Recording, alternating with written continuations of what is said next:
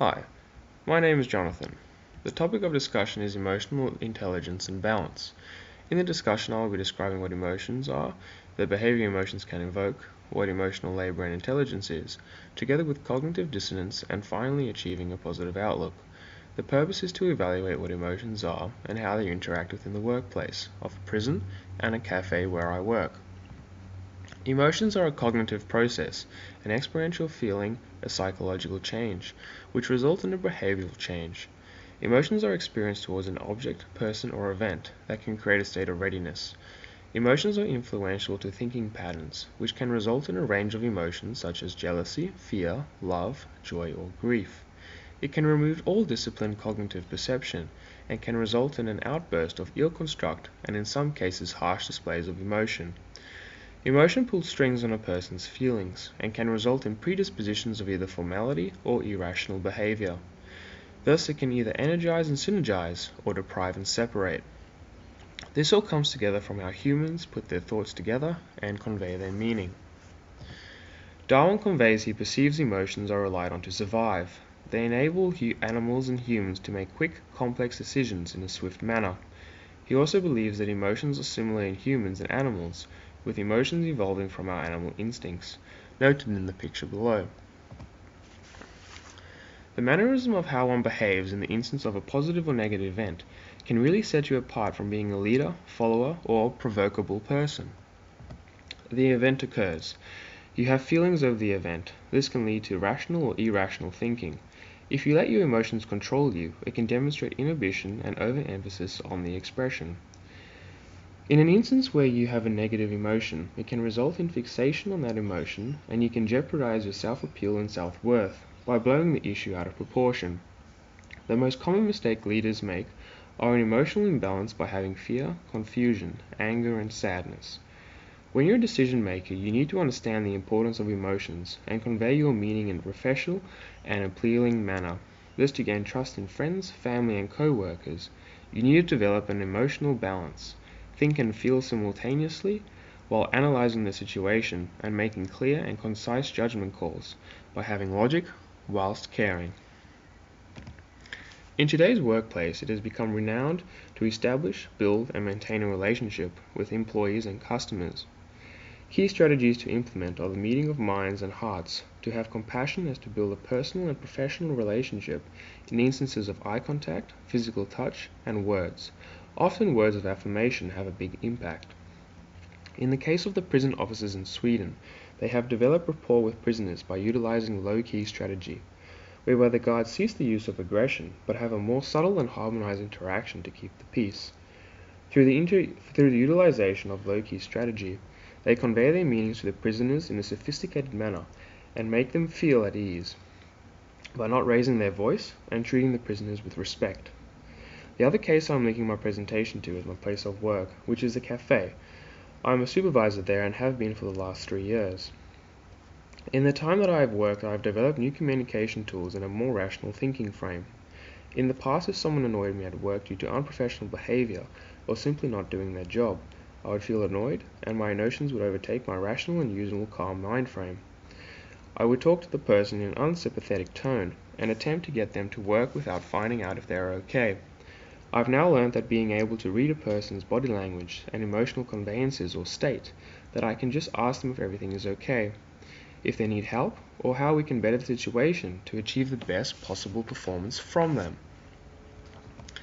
The knowledge value chain consists of knowledge management through process activities and knowledge of the performance achieved. Knowledge performance is measured in two categories of financial assessment and non-financial assessment. Financial assessment is comprised of the return on the investment, and non-financial assessment consisting of operating performance, direct measures of learning, lead times, customer satisfaction, and employee productivity. Learning measures are integrated through the number of employees trained and colleagues, customers, and others affected by the utilization of the knowledge. Thus, the non-financial information can be considered as the core competency in a company. The value chain links each element and activity, which then flows through to the endpoint of the business value chain, and merges to convey the overall value in the business, usually expressed as margin. Emotional labor is managing of one's feelings to display publicly observable facial and bodily displays, whilst conveying the organization's desired emotions during interpersonal transactions. Through the use of a conscious behavior, the choices an individual makes can appear happy and positive, when they may in fact be upset. Whilst interacting with colleagues, customers and suppliers, and others, the level of emotion is dependent on the power and personal relationship. Linking this to the prisoner officers, it can become acknowledged when they interact with prisoners, as they can laugh with some prisoners by making jokes, usually about themselves, but they can't laugh at the prisoner, otherwise anarchy will occur. When a prisoner is abusing a prison officer, they need to remain calm and control the situation by conveying sophisticated emotional labor. When interacting with prisoners, it has been found that the older and more experienced an officer is, the better the rapport. Often more humor can also be utilized. Linking this to the cafe, the first time I meet a customer, it will be relatively formal. But as the relationship grows, jokes, pranks, and informal conversation commence, together with a strong rapport.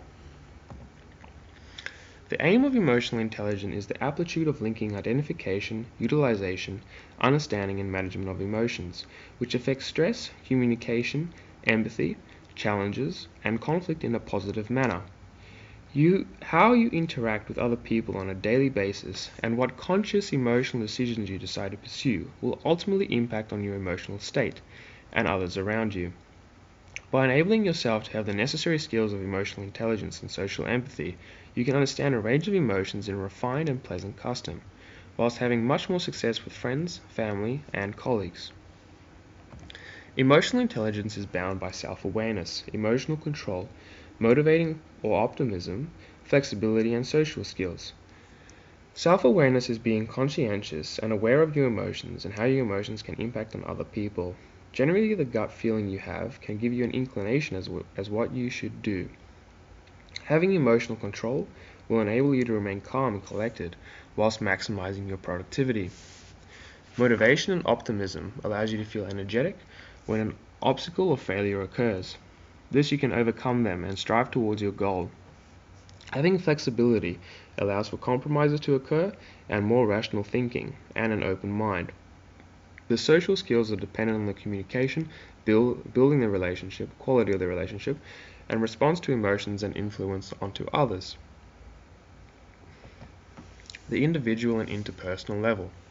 The way we deal with people depends on the skills and competencies that we have acquired, and this is directly dependent on how you handle your emotions and the emotions of others.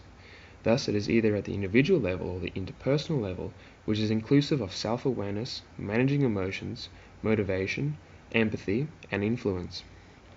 Through the individual level, self-actualization is achieved, which enables you to control the emotional state, limit effects of social feedback, and consciously block the effect of triggers on your emotional state.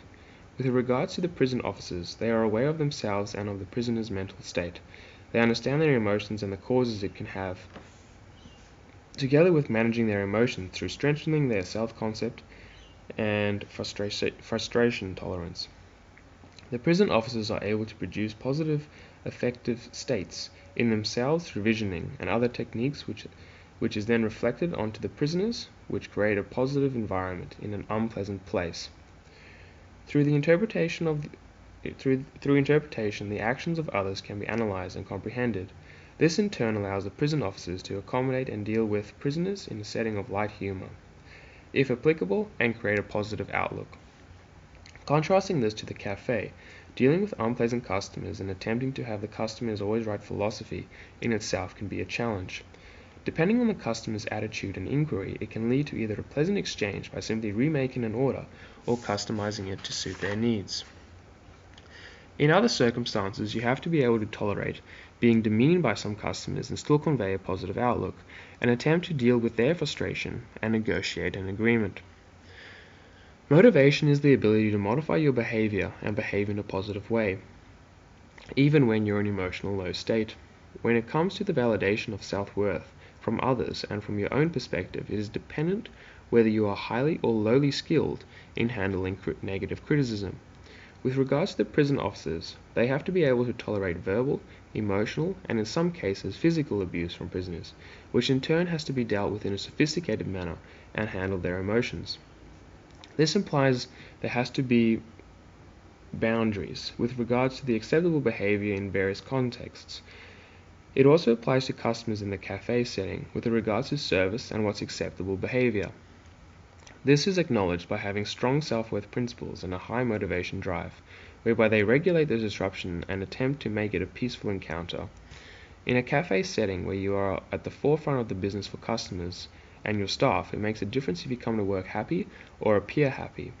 Try and make the workplace fun, and thereby having your colleagues work with you rather than against you.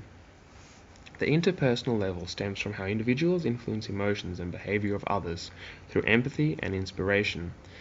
This is the process of understandability and comprehending the affective state of others, whereby you read, determine, evoke, and advocate emotions. Through influencing, you can change the behavior of others, generate low emotional states, whereby constructive conversations occur and have a win-win solution. Rees, Brandt, and Howey describe emotional intelligence as the emotional competence of both personal and a social level. To achieve personal competence, you recognize your own emotions, keep disruptive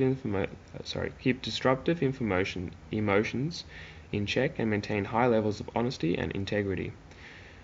To achieve social competence, you need to have a sense for others' feelings and perspectives, have an open mind whilst communicating and negotiating together with resolving disagreements. Anger. Anger stems from thoughts, feelings, physical reactions, and actions which result from unacceptable behavior of others. Anger provokes hostility, and learning to deal with it is vital for any leadership role. There are simple steps that can be enacted to allow for anger to be diffused, such as reframing the situation, be aware of how you talk to yourself, give yourself a time out before acting on a blow-up, and pay attention to the important things in life. Workplace violence behavior includes hostile remarks, intimidation through stalking, physical assaults, threatening phone calls, homicide, and that's basically all about anger. Bringing it all together. Thoughts, feelings, behavior. The process of emotions and general thinking patterns follows a circular motion in which you have thoughts leading to feelings and then behavior in certain mannerism. Through cognitive behavioral therapy, people can be helped to change irrational behavior habits and feelings to overcome their anxiety, depression, and self-esteem problems. The ABC model helps to instigate the original process of irrational beliefs by being able to determine the activating driving event, the belief the individual has regarding the event, and what the consequences of the dysfunctional behavior which results in cognitive dissonance. By being able to isolate the event and have it stand by itself, it can be clearly transparent and critically analyzed. This in turn will allow for reflection and growth of oneself. When a negative event occurs, there is only two roads that can be taken. Option 1 is to have a rational mind frame, deal with the situation, and achieve a healthy negative emotion. The other is to have an irrational mind frame, which in itself results in an unhealthy negative emotion. When a person becomes entrapped in an unhealthy negative emotion state, they become susceptible to the cognitive triad. The cognitive triad explains that the person is in a place of helplessness, which often results in depression as they have a negative view of themselves and the world and the future around them. If you remain fixated in a negative emotional state, you become transfixed and fixated in an emotional downward spiral. A model developed by Martin Seligman is the PERMA model, which consists of having positive emotions, engagement, positive relationships, meaning and accomplishment. In Seligman's opinion, the model is building blocks for well-being and happiness, which constitute feeling good about oneself and the world around you, being absorbed in activities, authentically connecting with people, feel as though you have a purpose in your existence, and achieve a sense of accomplishment. He also believes that you should enhance your life in three categories: of the pleasant life, the good life, and the meaning of life. Achieving all three will give you the ability to pursue positive emotions about your past, present, and future, obtain gratification in life, and quoting Seligman conveys, You should use your signature strengths and virtues in the service of something much larger than you are. In conclusion, in today's world it is imperative to have an understanding of emotions and emotional intelligence, how to analyze other individuals' emotions and your own, then being able not to fall in a downward spiral of negative connotations, but have a positive outlook, and be able to bounce back in a negative context.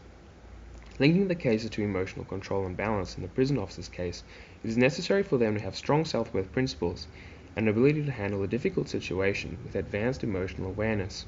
In the cafe setting, it is necessary to have emotional intelligence of yourself, co-workers, and the customers you interact with. This will give you the ability to convey yourself in a sophisticated manner by having the skills to integrate emotional awareness and achieve the best possible outcome. Thank you very much for your time today.